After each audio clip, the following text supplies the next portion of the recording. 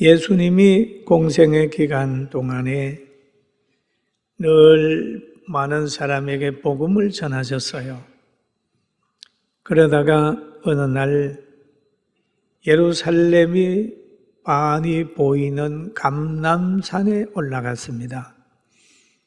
여러분, 감람산에 가면 예루살렘 성전이 빤히 보입니다. 거기에 앉으셔서 제자들을 교훈을 했어요. 교훈하시기를 저 큰 건물을 보느냐? 예. 이 큰 건물을 보는데 돌 하나도 돌 위에 남지 않고 다 무너뜨리리라 하시니라 그랬지. 그렇게 얘기를 하니까 그 말을 듣는 이제 예수님의 제자 중에서 베드로, 요한, 야고보, 안드레가 예수님께 조용히 물어봅니다. 돌 하나도 돌 위에 남지 않고 다 무너뜨리리라는 말씀에 의문을 가지고 물어보는 거예요. 성전이 무너진다고 했는데 그 때가 언제입니까? 그 때와 기한을 알려주세요 라고 얘기를 하는 거예요. 여러분, 어떤 사건을 얘기하면 그것이 언제 이루어집니까? 여러분도 궁금하잖아요. 제자들도 궁금했어요. 그래서 우리에게 이루소서 어느 때에 이런 일이 있겠사오며 이 모든 일이 이루어질 때에 무슨 징조가 있습니까? 물어봤어요. 근데 어느 때가 있습니까? 때입니까? 때는 안 가르쳐 줬어요. 예수님도 질문에 답하는 거 아니에요. 때는 안 가르쳐 주고 징조만 가르쳐 줬어요. 징조. 그 징조를 가르쳐 주는데 그 5절, 6절에 보면 징조에 대한 얘기인데 예수께서 이르시되 너희가 사람의 미혹을 받지 않도록 주의해라. 많은 사람이 내 이름으로 와서 이르되 내가 그러하여 많은 사람을 미혹하리라 라는 말을 하셨어요. 말씀을 하셨어요. 그럼 말세가 되게 되면 사람이 변한다는 거죠. 짐승에 물릴까봐 조심해라, 뭐 해라, 뭐 그거보다는 사람의 미혹을 받지 않도록 조심해라. 말세가 되게 되면 점점 짐승보다 사람이 무서워지는 거예요. 요즘에 짐승보다 사람이 점점점 무서워진다는 사람들이 많이 늘어나고 있습니다. 그리고 여기에 또 보게 되면 내 이름으로 와서 예수님이 구원자잖아요. 예수님의 이름으로 와서 자기가 구주라고 하는 거예요. 가짜 예수, 가짜 진리, 가짜 길, 가짜 생명을 막 공부하면서 자신들을 따르게 하고 미혹하는 때가 온다라고 얘기를 했어요. 그래서 이 말세가 되면 가짜와 진짜를 구별하는 고도의 분별력이 있어야 신앙생활을 잘 할 수가 있어요. 그런데 예수님께서 분별하는 방법을 알려주셨는데 마태복음 12장 33절에 보면 나무도 좋고 열매도 좋다 하든지 나무도 좋지 않고 열매도 좋지 않다 하든지 하라. 그 열매로 그들을 열매로 나무를 아느니라 라는 말씀을 하셨어요. 그러면 그 열매로 나무를 아는 것처럼 그의 말로, 그의 행동으로, 그의 삶으로 그를 아는 거예요. 삶으로 아는 거예요. 삶을 보면 알아요. 천사 같은 말을 하는데 속에는 노락질하는 이리가 있을 수 있어요. 그걸 예수님이 아셨어요. 말과 행동이 다르고 창조의 섭리를 무시하고 거짓말하고 분당하고 위선하고 자기 눈에 들보를 보지 못하고 남의 눈에 들보를 보고 비판하는 사람들 있어요. 그래서 예수님께서는 제자들에게 마태복음 7장에 이런 얘기를 하고 계십니다. 거짓 선지자들을 삼가라. 양의 옷을 입고 너희에게 나오나 속에는 노락질하는 일이라. 그들의 열매로 그들을 알지니 가시나무에서 포도를 또는 엉겅퀴에서 무화과를 따겠느냐? 그런 얘기를 해요. 이와 같이 좋은 나무마다 아름다운 열매를 맺고 못된 나무가 나쁜 열매를 맺나니 좋은 나무가 나쁜 열매를 맺을 수 없고 못된 나무가 아름다운 열매를 맺을 수 없느니라 라고 얘기를 하죠. 열매를 봐라. 열매를 봐라. 그러나 나타나는 것은 양 같은데 속에는 노락질하는 일이다. 들어있다. 그들은 열매를 보면 안다.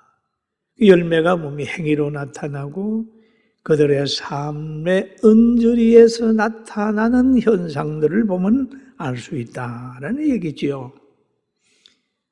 여러분, 미혹하는 자의 호리는 말을 듣지 말고 그를 통하여 만들어지는 환경을 보라. 환경을 보라. 그들의 행위를 보면은 분별력이 가능해요. 말은 그럴듯하게 하는데 그의 행위를 보면 아름다운 열매가 없으면 전 가짜구나. 그렇게 볼 수가 있는 거예요.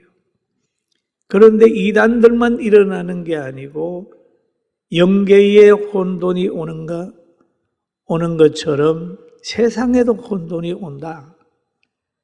그러면서 제자들의 질문에 7절에 이렇게 답을 하고 계십니다. 난리와 난리의 소문을 들을 때에, 그죠? 두려워하지 말라, 이런 일이 있어야 하되 아직 끝은 아니니라 라고 말씀하셨어요. 민족이 민족을, 나라가 나라를 대적하여 일어나겠고 곳곳에 지진이 있으며 기근이 있으리니 이는 재난의 시작이라 라고 말씀하셨어요. 난리의 소문은 전쟁의 소문이지요. 지금 보세요. 전쟁이 없는 나라가 있습니까? 다 내전을 하고 있잖아요. 내전하고. 그런데 예수님께서 그 말씀을 하시면서 두려워하지 마라라는 얘기를 하죠. 난리와 난리의 소문을 들을 때에 두려워하지 마라. 한번 따라, 두려워하지 마라. 두려워하지 마라. 두려움은 모든 실패의 시작입니다. 뭘 할 때 두려우면 안 돼요. 두려운 사람은 큰일 못해요. 전쟁도 두려움을 느끼는 군인 가지고는 절대 승리 못해요. 두려워하지 마라. 하나님을 의지하면서 평안함을 가져라. 평안함을 가져라. 두려워하지 마라. 사람이 제일 필요한 것이 뭐냐면 평안한 마음입니다. 평안. 예수님께서 부활하신 다음에 제자들에게 나타나셔서 제일 먼저 하신 말씀이 있었어요. 그 말씀이 뭐냐 하면은 그런 말이 있잖아요. 예수께서 이르시되 어찌하여 두려워하며 어찌하여 마음에 의심하느냐 라는 말씀도 하셨지만은 이 말을 할 때 예수께서 친히 가운데 서서 이르시되 너희에게 평강이 있을지어다. 평강이 있을지어다. 평강이 있을지어다. 할렐루야. 그들이 놀라며 무서워하여 그를 보는 것을 영으로 생각했다. 그렇게 평강이 있을 줄이다. 오늘 이 시간에 여러분 마음의 평강을 가집시다. 할렐루야. 평강을 가져야 돼. 평안. 그리고 예수님께서 요한복음에도 보면은 보혜사 곧 아버지께서 내 이름으로 보내실 성령 그가 너희에게 모든 것을 가르치고 내가 너희에게 말한 모든 것을 생각나게 하리라. 가르치고 생각나게 하리라. 평안을 너희에게 끼치노니. 평안을 너희에게 끼치노니. 곧 나의 평안을 너희에게 주노니. 참 좋네. 예수님이 나의 평안을 너희에게 주노니. 예수님이 가지고 있는 평안은요, 세상의 어떤 것들도 뺏어갈 수가 없어요. 왜? 하나님이 주신 평안이기 때문에. 여러분, 복음이 주는, 진리가 주는, 신앙이 주는 평강과 평안을 가지시길 주님의 이름으로 축원합니다. 아멘. 내가 너희에게 주는 것은 세상이 주는 것과 같지 아니하니라. 너희는 마음에 근심하지 말고 두려워도 말라. 참, 한번 같이 할까요? 마음에 뭐라고 그랬죠? 근심하지 말고 두려워하지도 말라. 한번 따라합시다. 근심하지도 말고 두려워도 말라. 그렇잖아요. 근심하지 말라. 여러분 근심한다고 뭐 키가 커집니까? 있는 환경이 변합니까? 주님은 그러는 거예요. 근심하지 말라. 근심하지 말라. 두려워도 하지 마라. 역사의 수레바퀴는 아버지 하나님이 붙들고 있다. 잡고 있다. 예수님은 성경으로 사람에게 평안을 주시고 예수님은 제자들에게 말세의 인재와 천재와 모든 변화가 와도 두려워하지 말라. 말세에는 인재가 있고 천재가 있고 자연계와 영계의 변화가 있어도 너는 두려워하지 마 라고 하는 것이 주님이 감람산에서 조용히 말세에 일어나는 징조를 물을 때에 묻는 제자들에게 그렇게 말씀하셨어요. 그러면서 또 대답을 합니다. 13장 8절에 가니까 민족이 민족을 나라가 나라를 대적하여 일어나겠고 곳곳에 지진이 있으며 기근이 있으리니 라는 얘기를 하는 거예요. 말세에는 이제는 민족이 민족을 나라가 나라를 대적하여 일어나겠고 곳곳에 지진이 있으며 기근이 있으리니 그러잖아요. 여러분 보세요. 나라가 나라, 민족이 민족을 동족끼리도 막 싸우고 그러잖아요. 그 다음에 9절에 가가지고 그럽니다. 너희는 스스로 조심하라. 조심하라. 누가 시켜서 조심하는 게 아니라 스스로 조심하라.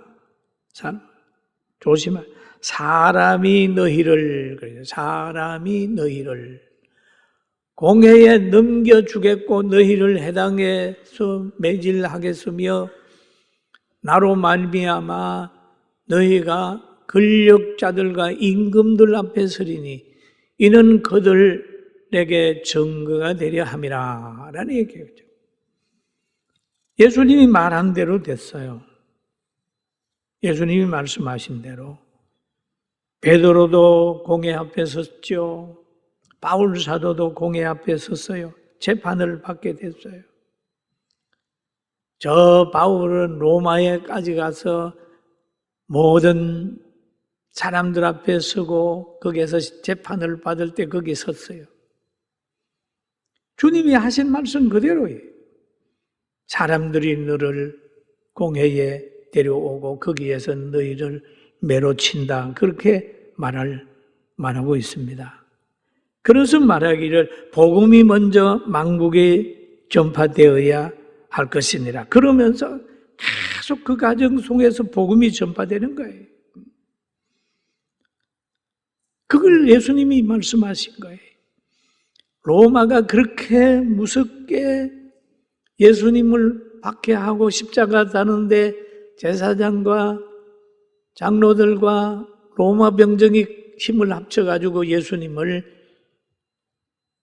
십자가에 달았지만은 AD 313년에 로마가 기독교를 공인한 거예요. 받아들이는 거예요. 공인하는 거예요. 그러면서 세계 선교가 막 불이 붙는 거예요.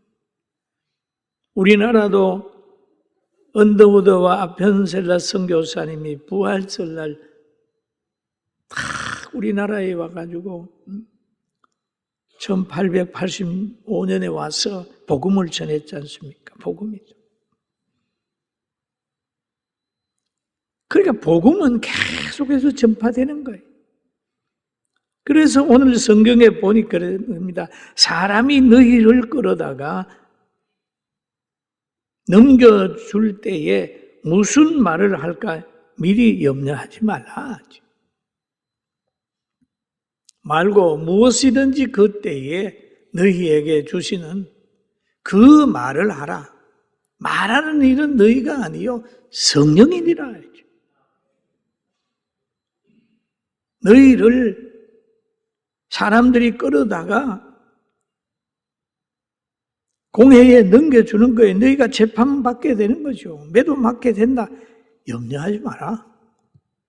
내가 무슨 말을 해야 되겠다 생각하지 말고 그냥 가라. 그래서 믿는 사람들이 공회 앞에서 기도하고 신문을 당할 때에 무슨 말을 할까 준비하지 마라.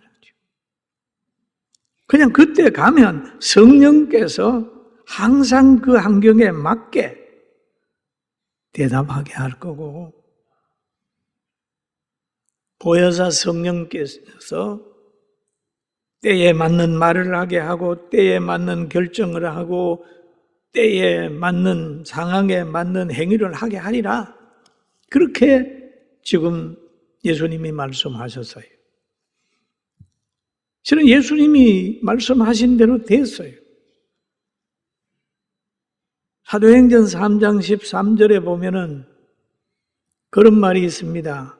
그때 베드로와 요한이 대답하여 하게 말함을 보고 그들은 본래 학문 없는 범인으로 알았다가 이상히 여기며 또 전에 예수와 함께 있던 줄로 알고 그랬습니다. 당시에 대제사장과 장로들이 베드로와 요한을 끌어다가 때리기도 하고 복음 전하지 못하게 했습니다.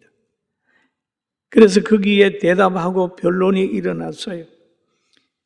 그런데 베드로가 얼마나 말을 잘하고 요한이 얼마나 말을 잘하는지 그 있는 모든 사람들이 놀래버린 거예요.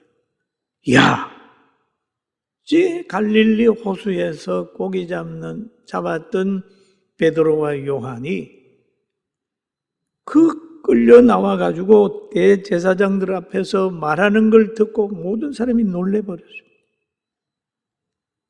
야, 저 학문 없는 사람인 줄 알았는데 말하는 거 보니 대단하거든요. 깜짝 놀랐어요. 왜? 예수님이 말씀하신 그대로 성령께서 역사하기 때문에 듣는 사람이 깜짝 놀란 거예요. 여러분, 그때만 그렇습니까? 지금도 그러거든요. 그러면서 예수님이 그러잖아요. 말세가 되게 되면 13장 12절에 대한 말씀을 할 때 우리 많은 생각을 하게 됩니다. 형제가 형제를 그러는 거예요. 아버지가 자식을 죽는 데 내어주며 자식들이 부모를 대적하여 죽게 하리라. 이 형제 간에도 신앙의 갈등이 생겨버리면 이게 완전히 문제가 생기는 거예요. 이게 이웃보다 더 멀어져 버리는 거예요. 말세에 그런 징조가 있다. 그러면서 예수님 말씀하셨어요. 이제는 형제 간에, 부모와 자녀 간에 쭉 말씀을 하시다가 13장 13절에 말합니다. 너희가 내 이름으로 말미암아 모든 사람에게라는 얘기를 하잖아요. 모든 사람에게 미움을 받을 것이나. 그럼 예수 믿는 것 때문에 모든 사람에게 미움을 받는, 모든 사람에게 받을 것이나 끝까지 견디는 자는 구원을 받으리라. 이게 영광스러운 구원이잖아요. 끝까지 견디는 자는 구원을 받으리라. 그러니까 끝까지 누구 때문에, 어느 분 때문에라도 신앙에 흔들리지 말고 끝까지 신앙생활, 외로워도 아파도 힘들어도 박해를 받아도 묵묵히 걸어가는 그런 신자가 되시길 바랍니다. 아멘. 참, 원래는 세상으로부터 오는 여러 가지 모든 시련이 오다 끝까지 견딘다. 끝까지 견딘다. 그래야 그 다음에는 끝까지 견디는 데는 구원을 받는다. 그러면 천국 간다는 말인가? 그거보다는 성경의 구원에 대한 표현이 세 가지고 있습니다. 은혜로 구원받았느니라. 이거죠. 기본적으로 받는 구원이잖아요. 그 다음에 구원을 이루어 가라. 그거는 날마다 세상에 빠지지 않고 신앙생활 하는 거잖아요. 끝까지 견디는 자가 받는 구원을 받느니라 하는 말은 하나님의 앞에 영광스러운 구원, 영광스러운 상급이 있는, 여러분은 다 기본 구원은 받았어요. 사람으로 태어났으면 사람답게 살아야 되잖아요.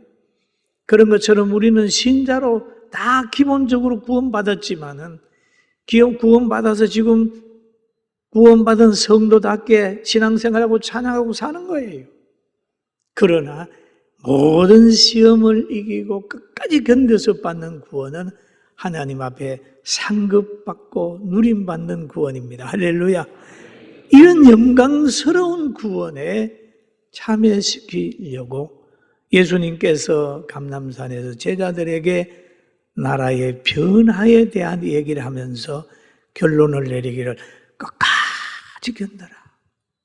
여러분, 원래도 감사합니다라고 시작하고 사랑합니다라고 시작을 했으니, 행복합니다라고 시작을 했으니 연말까지, 천국에 가는 날까지 하나님 구원해 주신 거 감사합니다. 사랑의 은사 실천하고 살 수 있도록 성령의 은혜를 주세요. 늘 범사에 감사하는 믿음을 주세요 하면서 살아가서 여러분과 우리의 삶을 통해서 하나님께 영광이 되고 모두 행복이 되는 축복이 있기를 주의 이름으로 축원합니다.